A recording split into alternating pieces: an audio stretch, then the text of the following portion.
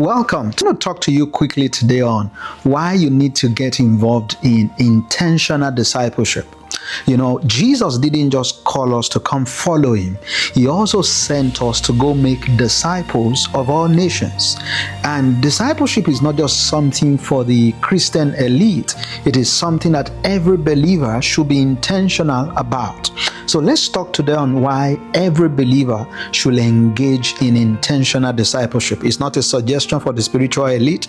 It is the art of the Great Commission. Matthew chapter 28, verse 19 to 20. Go and make disciples of all nations. But what does it mean to make a disciple? And why is this so important? Listen, friend. A disciple isn't just a believer. A disciple is a learner, a follower, someone committed to becoming more like Christ every day. And intentional discipleship is about a deep, purposeful relationship where you're not only growing in your faith, but actively helping others to grow as well. This is not an assignment for just pastors, it's an assignment for all believers. By the grace of God, myself and my wife preside over Discipleship and Emergence International, and at the core of our ministry is a commitment to help others genuinely grow in their fellowship and knowledge of Christ. So let's talk about it today. Why should every believer engage in discipleship? Number one, this is Jesus's blueprint for growth. Jesus didn't just preach to the crowds. Yes, there is a place for mass crusade and all of that, but Jesus invested deeply in his disciples, individuals who were willing to be taught. He spent time ministering life to them. He mentored them. He corrected them. He sent them out to multiply. So if Jesus prioritized discipleship, how much more should we?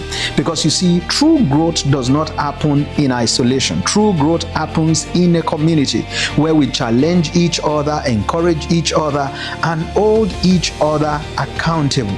Number two, it is how we live out the great commandment. Jesus called us to love God with all our heart, soul, mind, and strength, and to love our neighbors as ourselves.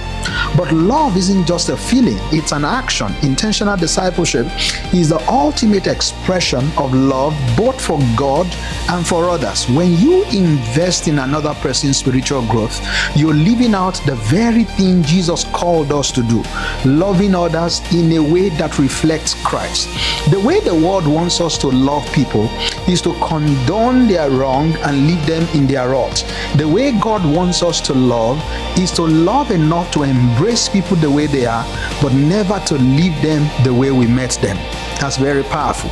And number three, intentional discipleship is the key to spiritual maturity.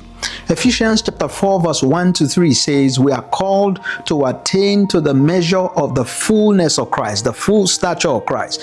This doesn't happen by simply sitting in a church pew every Sunday or by reading a verse here and there. Many of us have been in church for many years and will tell you that you don't just grow just because you sit in a church. In the same way a car does not become a garage just because it sits in a garage, right? So it happens through intentional relationships where we are sharpening each other, teaching each other, and helping each other to grow. When you commit to intentional discipleship, you're positioning yourself for spiritual maturity, for becoming the person God designed you to be. If you really take a survey of people who have matured, who are operating in some dimensions of God, right, you'll find out that they had somebody to follow. They had somebody who taught them, who helped them to enter into those dimensions. And that is the truth about it. Number four, intentional discipleship is a way to multiply your impact.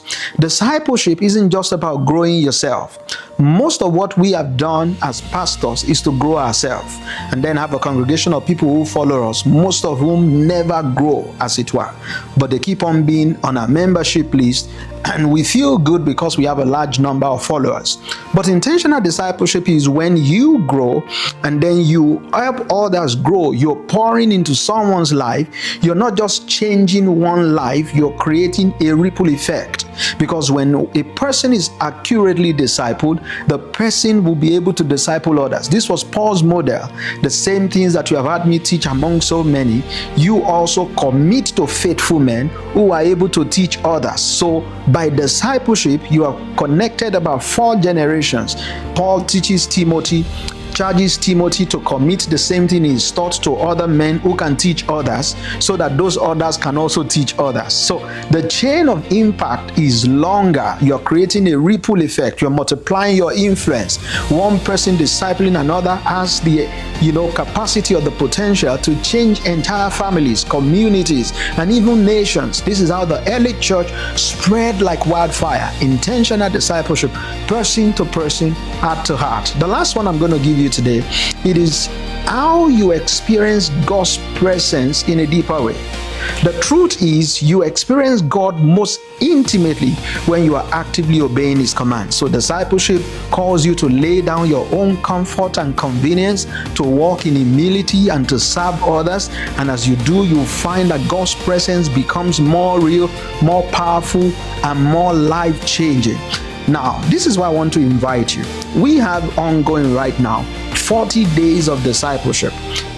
The teachings are posted on my YouTube page on a daily basis. We have a community of people that are following right now, and I believe it's going to bless your life. So much can happen to you, to your knowledge base, in 40 days. You can still join us right now, and it's going to be a blessing to you. The link on this post will guide you onto how you can join our WhatsApp platform. And I'd like you to please subscribe to my YouTube channel.